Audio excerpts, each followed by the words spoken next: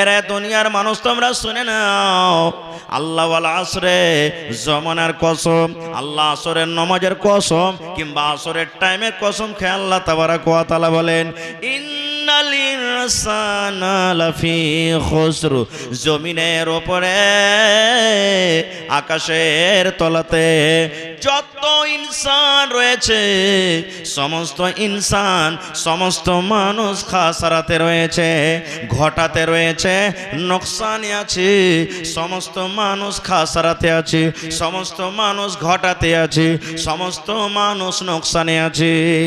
এই নোকসান থেকে বাঁচতে গেলে, এই নোকসান থেকে ঘটা থেকে বাঁচতে গেলে, এই নোকসান থেকে বাঁচতে গেলে, এই ঘটা থেকে বাঁচতে গেলে, এই খাসারা থেকে বাঁচতে গেলে আল্লাহ তাবারাক ওয়া তাআলা বলেন দুনিয়ার মানুষ রে, যদি বেঁচে থাকা কালে চারখানা যদি কোনো আল্লাহর বান্দা কিংবা বান্দি কাজ করতে পারে, যদি কোনো আল্লাহ এবং আল্লাহর বান্দির আল্লাহর বান্দা এবং বান্দির ভিতরে চারখানা গুণ থাকে, চারখানা আমল থাকে, আল্লাহ তাবারাক ওয়া তাআলা বলেন বান্দারে ওই লোকটা, ওই মুমিন মুমিনা, ওই আমার বান্দা বান্দি ঘটা থেকে বেঁচে যাবে, খাসারা থেকে বেঁচে যাবে।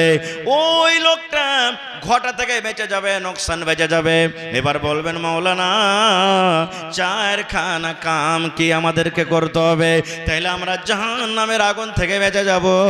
চারখানা দুনিয়াতে কোন এমন আমল আছে মাওলানা? চারখানা দুনিয়াতে কোন এমন আমলের কথা আল্লাহ তাবারাক ওয়া তাআলা বলেন যে সেই ঘটা থেকে খাসারা থেকে আমরা বাঁচব?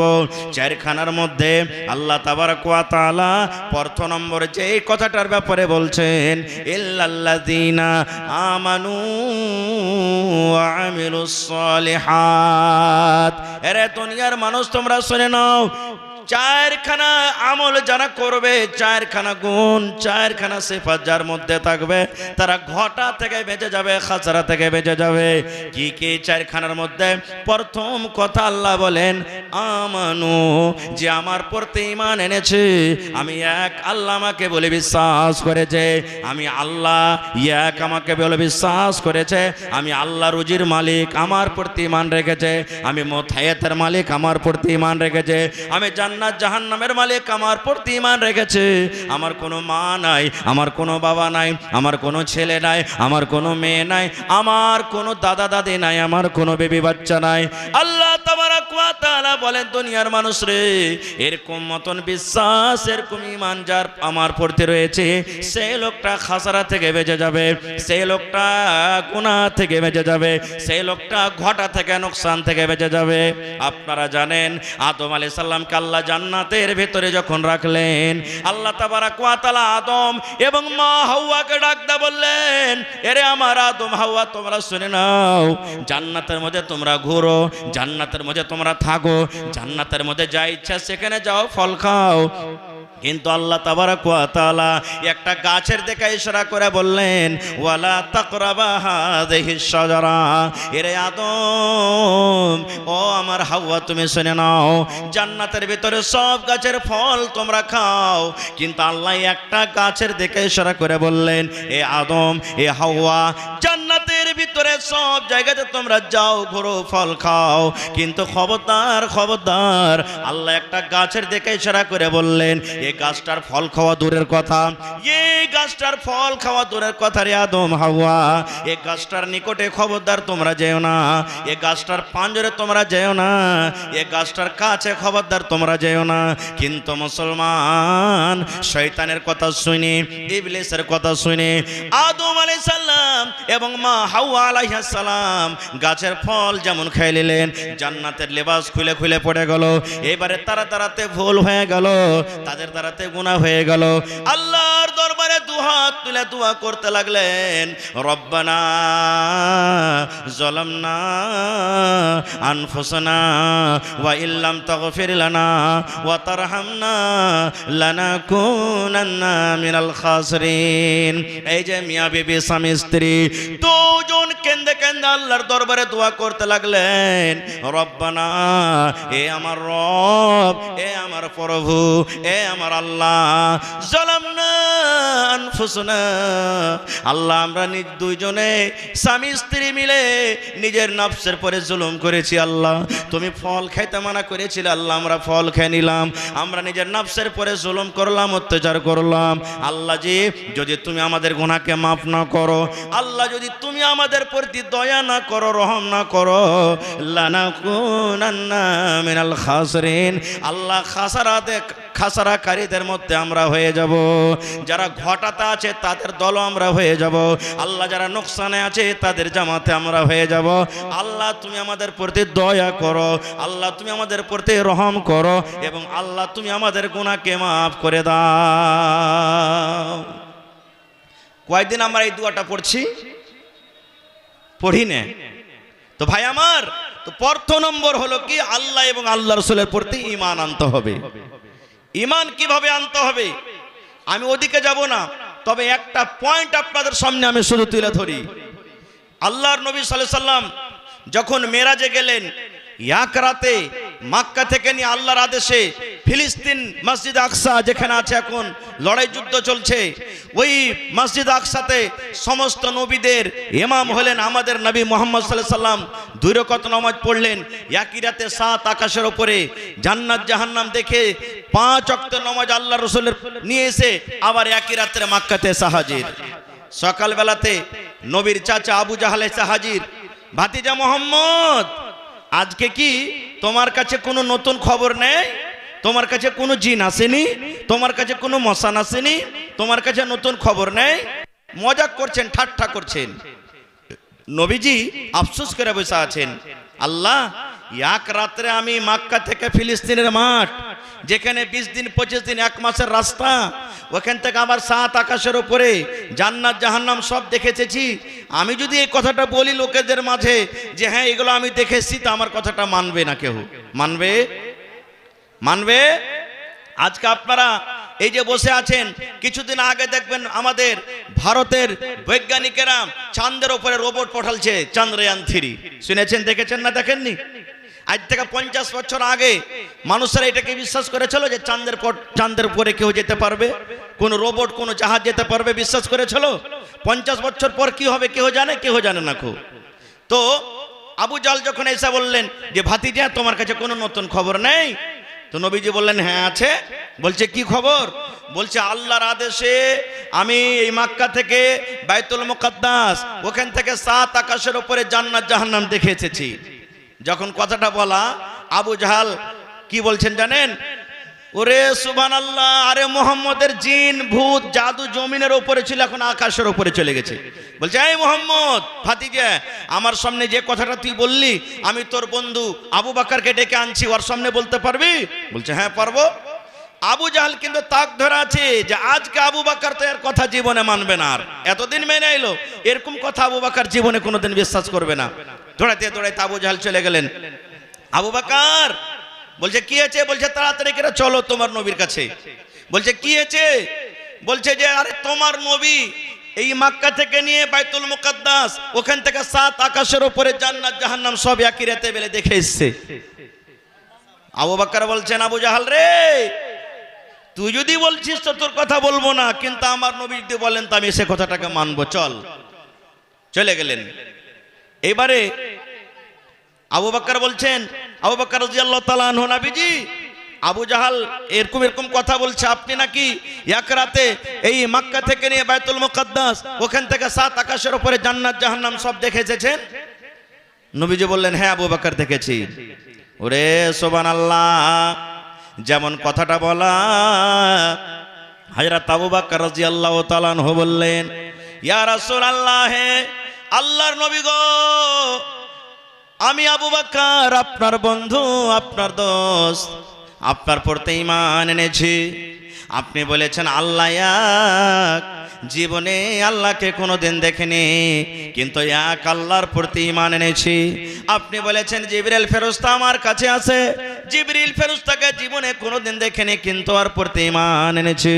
নবী গো আপনি বলেছেন জান্নাত জাহান্নাম আছে, জান্নাত জাহান্নাম দুই চোখে দেখেনি, ওর প্রতি ঈমান এনেছে। আল্লাহ রাসূল গো আজকে যদি আপনি বলেন মক্কা থেকে আমি ফিলিস্তিন আর ওখান থেকে সাত আকাশের উপরে জান্নাত জাহান্নাম সব একে রাত্রে দেখে এসেছি, হযরত আবু বকর বললেন ইয়া রাসূলুল্লাহ আমি আবু বকর মেনে গেলাম মেনে গেলাম মেনে গেলাম মেনে গেলাম। আপনার মতো লোক কোনোদিন মিথ্যা বলতে পারে না, আপনার মতো কোনোদিন লোক ঝুঠা বলতে পারে না, আপনার মতো লোক বেঈমান হইতে পারে না। আপনি আল্লাহর আদেশে একই রাতে সব কিছু দেখে এসেছেন। আমি আবু বকর ঈমান আনলাম, আপনাকে মেনে নিলাম, আপনার তাসদীক করলাম।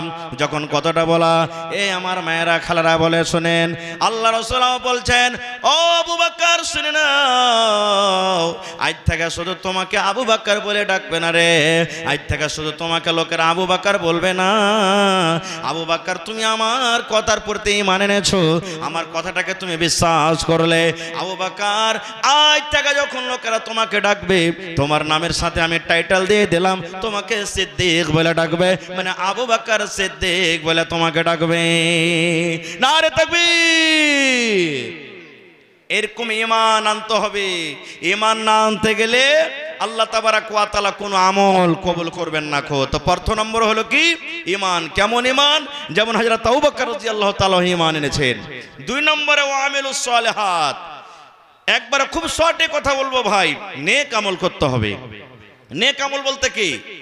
শুধু নামাজ পড়াটা নেক আমল নয়, রোজা রাখাটা নেক আমল নয়, দান করাটা নেক আমল নয়, তেলাওয়াত করাটা নেক আমল নয়, হজ করাটা শুধু নেক আমল নয়। ওয়া আমিলুস সালিহাত, ওই কামগুলাকে ওই আমলগুলাকে নেক বলা হয়। জীবনে আপনি এমন কোনো কাজ করলেন যে কাজটাতে আল্লাহ তাবারাক ওয়া তাআলা আপনার খুশি হয়ে গেল, যে আমলটাতে আল্লাহ তাবারাক ওয়া তাআলা রাজি হয়ে গেল, এরকম আমলকে সালিহ আমল বলা হয়েছে, এরকম আমলকে নেক আমল বলা হয়েছে। এর আগে আমি কোন জালসাতে বলেছিলাম এ ভাই মুসলমান, আল্লাহ রাসূল বলেছেন আরে দুনিয়ার মানুষ একটা ফাহিশা একটা বেশ্যানারী যে জেনা ব্যভিচার করতক, জেনা ব্যভিচার করতক, জেনে ব্যভিচার করতে করতে আল্লাহ রাব্বুল আলামিন তার দিলে ডর দিলে ভয় দিলেন। একটা কুকুরকে নাপাক জানোয়ার নাপাক কুকুরকে পানি পান করায় আল্লাহ রাব্বুল আলামিন তার জীবনের গুনাহ মাফ করে আল্লাহ তাকে জান্নাতে ঘোষণা করে দিলেন। এটা হলো আমিলুস সালিহাত। আপনার বাড়িতে স্ত্রী আছে, আপনার বাড়িতে বিবি আছে, আপনার বাড়িতে ছেলে মেয়ে আছে, বাড়ি যখন আপনি চলে যাবেন 5 টাকার যদি পাপড় নিয়ে যান, 5 টাকার পাপড় বাড়িতে নিয়ে চলে গেলেন, যদি নেকি মনে কইরা আপনার ভাতিজাকে আপনার বেটাকে আপনার বেটিকে যদি আপনি বলেন আব্দুল্লাহ রে এ খালেদা জায়েদা বেটা তোর জন্য এখন পাপড় এনেছে রে বেটা তুই নিয়ে এলে, যদি নেকি মনে করে ওই ছেলেটাকে এখন হাতে পাপড় দিতে পারেন, বিস্কুট দিতে পারেন, আল্লাহ রাসূল বলেছেন উম্মত এটা হলো তোমার জন্য নেক আমল, এটা হলো সালিহ আমল। আপনার বাড়িতে কিছু নাই, বিবি বাড়িতে বসে আছে, নেকি মনে কইরা কলের গোড়াতে আপনি চলে গেলেন, 1 গ্লাস পানি দাবলেন, 1 গ্লাস পানি দেওয়ার পর বিবিকে যদি নেকি মনে করে আসে, যদি আপনি বলেন এরে আব্দুল্লাহর মা, এ খালিদার মা, জায়েদার মা, হাবিবার মা, ও আমার ভালোবাসা বিবি, এই আমি তোমার জন্য গিলাসে পানি নিয়ে আসলাম, এ আমার বিবি শুনে নাও, তোমার জন্য বাজার থেকে আমি মিষ্টি নিয়ে এলাম, তোমার জন্য বাজার থেকে আমি লিট্টি নিয়ে এলাম, তোমার জন্য বাজার থেকে আমি রসগোল্লা নিয়ে এলাম, বিবি রে তুমি এই রসগোল্লা তুমি পান করে নাও, এই রসগোল্লা খেয়ে নাও, পানি পান করে নাও। যদি পারেন বিবির মুখে বিসমিল্লাহ বলে এক ঢোক যদি আপনি পানি দিতে পারেন, একটা রসগোল্লাকে ভেঙ্গে একটু বিস্কিটের টুকরাকে ভেঙ্গে নাকি মনে করে বিবির মুখে যদি দিতে পারেন, আল্লাহ রাসূল বলেছেন এটা হলো একটা সাদকা, এটা হলো একটা আমল, এটা হলো একটা নেকি। শুধু তা নয়, আল্লাহ রাসূল বলেছেন উম্মত রে তুমি বিবির সাথে যে হাম বিস্তারি করো, বিবির সাথে তুমি মিলন করো, বিবির সাথে তুমি সহবাস করো, এটা হলো একটা নেক আমল, এটা হলো একটা নেকির কাম, এটা হলো একটা সলে আমল। একজন সাহাবে প্রশ্ন করে দিলেন, ইয়া রাসূলুল্লাহ, আল্লাহ নবী গো, কেমন কথা আপনি বলছেন গো দয়ার নবী, বিবির সাথে মিলামিশা কেমন করে সাদকা হলো, বিবির সাথে মিলামিশাটা নেকি কেমন করে হলো? আল্লাহ রাসূল, এটা কিন্তু আমরা বুঝতে পারলাম না।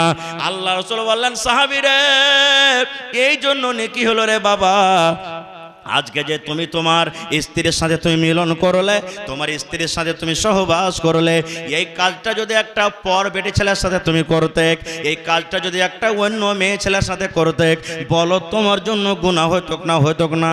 বলো তোমার জন্য পাপ হইতক না হইতক না? বলো তোমার খাতাতে গুনাহ লেখা হইতক না হইতক না? সাহাবায়ে কেরাম বললেন, জি নবীজি, আমরা যদি নিজের স্ত্রীর সাথে এই কাজটা না করে অন্য কোনো মেয়ে ছেলের সাথে করতাম, আমাদের দ্বারাতে জেনা হয়তো, জেনাকারীদের খাতাতে আমাদের নাম লেখা হইতো। আল্লাহ রাসূল বলেন, সাহাবীরে, এই মতো তোমরা জেনার গুনাহ থেকে তোমরা বেঁচে গেলে, তোমরা ওই কাজটা নিজের স্ত্রীর সাথে করেছো, যে স্ত্রীটা তোমার জন্য হালাল আছে, যে স্ত্রীটা তোমার জন্য জায়েজ আছে, ওই জায়েজ স্ত্রীর সাথে তুমি কাজটা করিলে, তবে আল্লাহ তাবারক ওয়া তাআলা সে কাজটার বদলে তোমাকে নেকি দান করবেন কি করবেন না? তাহলে এই কাজটা তো নেকি আছে, এটা হলো কি নেক আমল। আর একটু আগে চলেন, এক দুটা নেক আমল আর আপনাদের সামনে বলে দিই। আল্লাহ রাসূল বলেছেন, উম্মত, এই যে আল্লাহ তাবারক ওয়া তাআলা কোরআনের মধ্যে একটা সূরা দান করেছেন, সূরা ইখলাস, জানেন না? সূরা ইখলাস মুখস্থ আছে না নাই? আছে মুখস্থ? হ্যাঁ না বলেন একটু জোর করে। আছে। কুল হুয়াল্লাহু আহাদ আল্লাহুস সামাদ লাম ইয়ালিদ ওয়া লাম ইউলাদ ওয়া লাম ইয়াকুল লাহু কুফুয়ান আহাদ। কয়েকটা ফজিলত আছে, মাত্র একটা হাদিস পড়ি। আল্লাহ রাসূল বলেছেন, উম্মত, যদি কোনো আল্লাহর বান্দা, যদি কোনো আল্লাহর বান্দী, যদি কোনো আমার মা, যদি আমার খালা, যদি কোনো ভাই দাদু নানো 24 ঘন্টার ভিতরে সূরা ইখলাসকে 10 বার করে পড়িতে পারেন। কতবার? জোরে বলেন কতবার? 10 বার করে যদি 24 ঘন্টার মধ্যে পড়িতে পারেন, 5 ওয়াক্ত নামাজের পর যে কোনো টাইমে পড়িতে পারেন। জালসা শুনে বাড়ি যাবেন, হাঁটতে আছেন পড়িতে আছেন, আপনি ঘাস কাটতে চলে গেলেন আপনি পড়িতে আছেন, আপনি বাড়িতে আপনি কাম কাজ করছেন পড়িতে আছেন, মায়েরা খালারা বাড়িতে ভাত রান্না করে পড়িতে আছে, মায়েরা খালারা বাড়িতে ঝাড়ু দিতে আছে পড়িতে আছে, যে কোনো পাক টাইম আপনি পড়িতে পারেন যদি 10 বার। আল্লাহ রাসূল বলেছেন, উম্মত রে, এই 10 বার ইখলাস সূরা পড়ার কারণে আল্লাহ রাব্বুল আলামিন তোমার এই আমলটার কারণে আল্লাহ জান্নাতের ভিতরে একটা ঘর বানিয়ে দিবেন। এত বড় আমল, এটা হলো কি আমিলুস সলিহাত, নেক আমল। আর একটু আগে চলেন, আজকে জালসাটা কিসের ভাই? জোরে বলেন, আরো জোরে বলেন। দুনিয়াতে আল্লাহর ঘরটা কত পেয়ারা ঘর, মসজিদটা কত ভালোবাসা ঘর। আল্লাহ রাসূল বলেছেন, উম্মত, যখন তুমি মসজিদের ভিতরে ঢুকবে, মসজিদে যখন তুমি দাখিল হবে, তোমার ডান পা খানা মসজিদের ভিতরে তুমি আগে রাখো, আর ডান পান খানা রাখার পর আল্লাহ রাসূল বলেছেন, উম্মত রে, তোমাকে একটা দোয়া পড়তে হবে। কি দোয়াটা? আল্লাহুম্মা আফতাহলি আবওয়াবা রাহমাতিক। এই দোয়াটার মানে হলো, আয় আল্লাহ, তুমি আমার জন্য রহমতের দুয়ার আল্লাহ খুলে দাও। আল্লাহ, তুমি রহমতের দুয়ার খুলে দাও। আল্লাহ, তুমি আমার জন্য রহমতের দরজাকে আল্লাহ খুলে দাও। তাহলে বলেন, মসজিদটা রহমত না জহমতের ঘর? কিসের ঘর? রহমতের ঘর। আল্লাহ, তুমি আমার জন্য রহমতের ঘর খুলে দাও। এবার এর বিপরীত, উল্টা, জমিনের ওপরে সব থেকে আল্লাহ তাবারক ওয়া তাআলার নিকটে কোন জায়গাটা খারাপ বলেন তো? জোরে বলেন, আরো জোরে বলেন। বাজার। এটা কার হাদিস? রাসূলের হাদিস, রাসূলের কথা, যে পৃথিবীতে সব থেকে উত্তম জায়গা হলো মসজিদ, আর সব থেকে নোংরা খারাপ জায়গা হলো কি? বাজার। কিন্তু মুসলমান রে, এই বাজারের মধ্যে একটা ফজিলত লুকিয়ে আছে, একটা ফজিলত ঢুকে আছে, একটা আমল ঢুকে আছে, নেক আমল ঢুকে আছে। যদি আপনি আপনি সেই আমলটা করতে পারেন, কত বড় আপনি নেকির হকদার হয়ে গেলেন। একটু হাদিস শুনেন, আল্লাহ রাসূল বলেছেন, উম্মত, জমিনের উপরে সব থেকে নোংরা জায়গা হলো বাজার, জমিনের উপরে সব থেকে খারাপ জায়গা হলো বাজার। কিন্তু উম্মত রে শুনে নাও, যখন তুমি বাজার ঢুকবে, তরকারি কিনতে যাবে, মাছ কিনতে যাবে, কুটুম বাড়িতে এসেছে নাস্তা কিনতে যাবে, তুমি বাজারে চা খেতে যাবে, চকে তুমি দোকান খুলতে যাবে রে উম্মত। এই আমার উম্মতের দল, তোমরা শুনে নাও, যখন তুমি বাজারে তুমি ঢুকবে, বাজারে ঢোকার সময়তে যদি একটা দোয়া পড়িতে পারো রে উম্মত, যেমন তুমি মসজিদে ঢুকো দোয়া আছে, বিবির কাছে তুমি যাবে দোয়া আছে, যেমন তুমি পেশাব পায়খানাতে যাবে তোমার জন্য দোয়া আছে, সওয়ারিতে চাপবে এই দোয়া আছে। আল্লাহ রাসূল বলেছেন, উম্মত, বাজারে যখন তুমি ঢুকবে, চক যখন তুমি যাবে, তরকারি কিনতে যাও, লবণ কিনতে যাও, তুমি অন্য অন্য আর কিছু কাপড় ধরে কিনতে যাও, উম্মতরে যখন তুমি বাজারে ঢুকবে, বাজারে ঢোকার সময়তে একটা দোয়া আছে রে উম্মত, এই দোয়াটা যদি তুমি পড়ে নাও, আল্লাহ রাসূল বলেছেন চারখানা ফজিলত তার মধ্যে লুকিয়ে আছে। এক নম্বর ফজিলত, তোমার জীবনের যত সাগিরা গুনাহ আছে, ছোট ছোট গুনাহ আছে, আল্লাহ রাব্বুল আমিন সেই দোয়াটা পড়ার কারণে জীবনের 10 লক্ষ গুনাহকে আল্লাহ তোমার মাফ করে দিবেন, এবং আল্লাহ তাবারক ওয়া তাআলা 10 লক্ষ নেকি আল্লাহ তোমার খাতাতে লিখে দিবেন। শুধু তা নয়, আল্লাহ রাসূল 3 নম্বর ফজিলত বলেছেন, উম্মত রে, তোমার 10 লক্ষ দরজাকে আল্লাহ, সিঁড়িকে আল্লাহ বুলন্দ করে দিবেন, উঁচা করে দিবেন।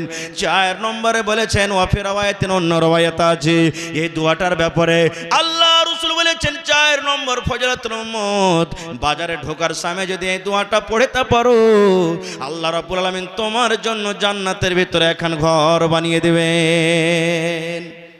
তাহলে বাজারে ঢুকবেন, দোয়া আছে, দোয়াটা পড়তে গেলে কয়টা ফজিলত হলো? 4খানা। 1 নম্বর, জীবনের সাগিরা ছোট ছোট গুনাহগালা 10 লক্ষ গুনাহ মাফ হবে, 10 লক্ষ নেকি আপনার খাতাতে তোলা হবে, 10 লক্ষ তোর দরজা আল্লাহ আপনার উঁচা করে দিবেন, এবং 4 নম্বরে জান্নাতে আপনার জন্য আল্লাহ একটা ঘর বানিয়ে দিবেন।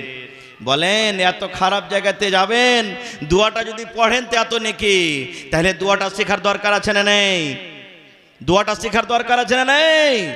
এবার বলবেন, মাওলানা দোয়াটাকে একটু বলে দেন। আল্লাহ রাসূল বলেছেন, উম্মত, লা ইলাহা ইল্লাল্লাহু ওয়াহদাহু লা শারীকা লা, লাহুল মুলকু ওয়া লাহুল হামদু, ইউহয়ি ওয়া ইউমীত ওয়া হুয়া হাইয়ুন লা ইয়ামুতু বিয়াদিহিল খায়র ওয়া হুয়া আলা কুল্লি শাইইন কাদির। এটা বাজারে ঢোকার দোয়া, এটা বাজারে সন্ধ্যার দোয়া, এটা চক যাওয়ার দোয়া, চকে ঢোকার দোয়া।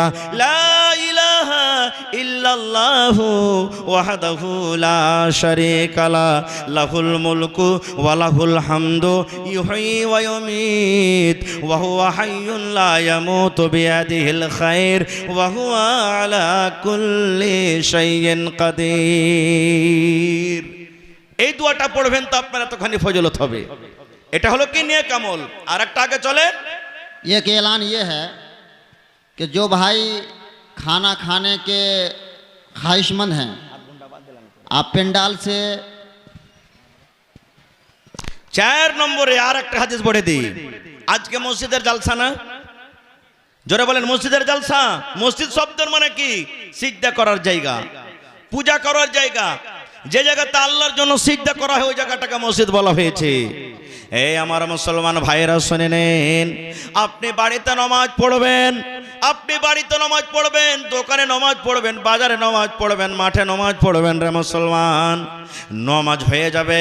কিন্তু নবীর হাদিস আছে, আমার উলামায়ে কেরাম বসে আছেন, উম্মত রে, তুমি যদি বাজারে নামাজ না পড়ে, দোকানে যদি নামাজটা না পড়ে, তুমি যদি বাইরে মাঠে নামাজ না পড়ে, আল্লাহর ঘর মসজিদে তুমি জামাতের সাথে নামাজ পড়ো, তাহলে ইয়াকার নামাজ থেকে, বাড়িতে দোকানে নামাজ থেকে মসজিদে নামাজ পড়ার ফজিলত 25 কিংবা 27 গুণ তুমি নাকি পেয়ে যাবে।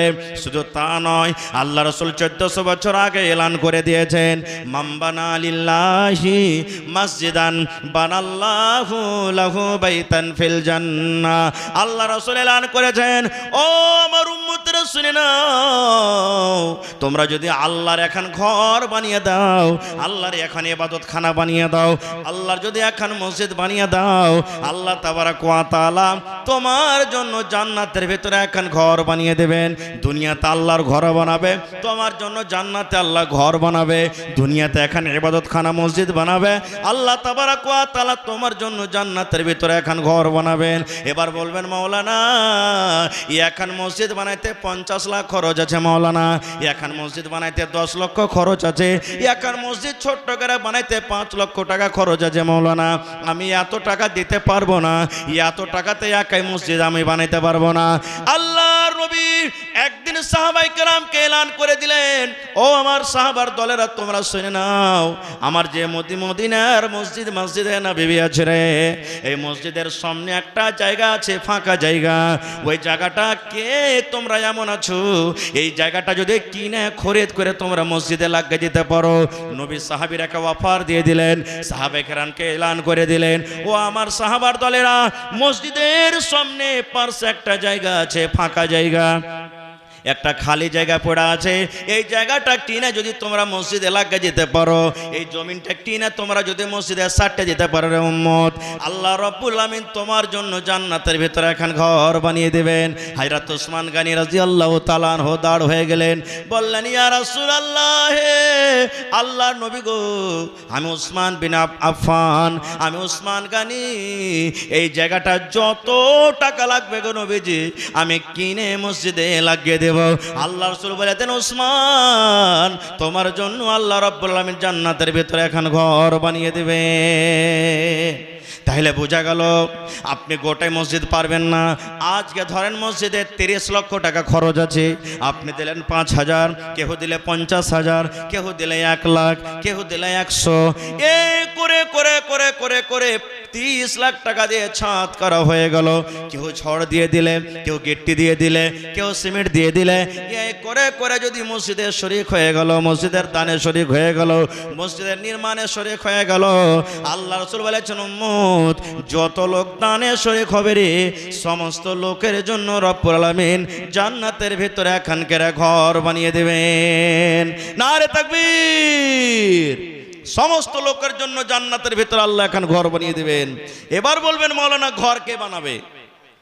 কোন লোকেরা মসজিদ বানাবে? মসজিদটা আল্লাহ তাবারাক ওয়া তাআলা কোন লোকের হাতে আল্লাহ নির্মাণ করাবেন সেটাও আল্লাহ কোরআনে বলে দিয়েছেন, ইন্নামা ইয়ামুরু মাসাজিদাল্লাহি মান আমানা বিল্লাহ। এই করে করে করে করে আরো কিছু কথা আছে। আল্লাহ তাবারাক ওয়া তাআলা বলেন, আরে দুনিয়ার মানুষ শুনে নাও, এরে বানসর, সোনাঘাট, টেকড়া, বানসর, আশেপাশের যত লোক আছে তোমরা শুনে নাও, আল্লাহ দুনিয়ার মানুষকে এলান করে বলেন, ইন্নামা ইয়ামুরু মাসাজিদাল্লাহি, যে ওই সমস্ত মানুষেরা আমার ঘর মসজিদ নির্মাণ করবে, ওই সমস্ত লোকেরা আমার ঘর বানাবে, ওই সমস্ত লোকেরা আমার মসজিদ বানাবে। 1 নম্বর সিফাত তার মধ্যে হওয়া চাই মান আমানা বিল্লাহ, যে এক আল্লাহ বলে বিশ্বাস করে। এক আল্লাহর প্রতি আমাদের ঈমান আছে, আছে না নেই? সুবহানাল্লাহ। তবে ভাই আজকে সে আল্লাহর ঘরের জন্য, আল্লাহর মসজিদের জন্য শুধু আমাদের জবানাতে নয়, এই যে মসজিদে নববী বনে আছে, যে মসজিদে 1 ওয়াক্ত নামাজ পড়বেন আর এই সমস্ত মসজিদে 1000 ওয়াক্ত নামাজ পড়লেন একে বরাবর, সেই মসজিদ আমার নবী আপনার নবী মুহাম্মদ সাল্লাল্লাহু আলাইহি সাল্লাম নিজের হাতে নির্মাণ করেছেন। মাথাতে ইট দিয়েছেন, পাথর দিয়েছেন, বালু দিয়ে নবীজি মসজিদ নির্মাণ করেছেন। এই যে কাবা শরীফ, যে কাবা শরীফের দিকে আমরা নামাজ পড়ি মুখ করে, যেটা হলো আমাদের কিবলা, ওই কাবা শরীফে 1 টাইমের নামাজ পড়েন আর এই সমস্ত মসজিদে 1 লক্ষ ওয়াক্ত নামাজ পড়েন, নেকিতে বরাবর হলো। সেই মসজিদটাকে নির্মাণ করেছেন জানেন আল্লাহুস সামাদ হযরত ইসমাঈল আলাইহিস সালাম এবং তার আব্বাজান হযরত ইব্রাহিম আলাইহিস সালাম, 2 বাপ বেটাতে মিলে। সুবহানাল্লাহ। এক বাপ হলো লেবর, এক বাপ হলো রাজমিস্ত্রি, বেটা হলেন লেবর, মানে এক নবী মিস্ত্রি, এক নবী হলেন লেবর, 2 জন মিলে আল্লাহর ঘর মসজিদ বানিয়ে দিয়েছেন। তবে ভাই 1 টাকা দিবেন, 1 টাকা নিব, দেখি কোন আল্লাহর বান্দা আজকে মসজিদের জন্য, ছাদের জন্য কোন এমন একটা বীর মুজাহিদ আছেন মাওলানা 1 লক্ষ টাকা দান করবেন? আছেন কেউ? গত বছর এই জায়গাতে আমি 1 লাখ টাকা পর্যন্ত পেয়েছি। এই যে খড়বটের উদাহরণ দিলাম, যদি খড়বটের কোনো মানুষ থাকে এখানে জানতে পারবে, একটা লোক মসজিদের জন্য 8,95,000 টাকা দান করলেন মৌলানা মসজিদের জন্য। লেন 8,95,000 মানে 9 লক্ষ টাকা মোটামুটি। একটা লোক 4 লক্ষ টাকা দান করেছেন, একটা লোক মহিলা হয়ে 1 লক্ষ টাকা দান করেছেন। দেখি আজকের জালসাতে 30 লক্ষ টাকার দরকার আছে মসজিদে, দেখি কোন আল্লাহর বান্দা আছেন, মৌলানা আমি 1 লক্ষ টাকা দান করলাম, মৌলানা আমি 50,000 টাকা দিলাম, মৌলানা আমি 25 করে দিলাম, মৌলানা আমি 5 কুইন্টাল রডের দাম দিয়ে দিলাম, কেউ 100 বড়া সিমেন্টের দাম দিয়ে দিলাম। এই করে করে আসেন আল্লাহর ঘরের জন্য। আল্লাহ আপনার প্রতি কত দয়া মেহেরবান করবেন, আল্লাহ আপনার পরে কত রহম করেছেন যে এই দুনিয়াতে মসজিদ বানাবেন। এটা মসজিদ নয়, আখিরাতে নিজের জন্য জান্নাতের ভিতরে ঘর বানাতে বসেছেন আপনি। ভাইরা মায়েরা খালারাকে বলবো, আমি কমিটির লোককে বলবো যে চাদর দিয়ে মহিলা প্যান্ডেলে তাড়াতাড়ি করে পাঠান।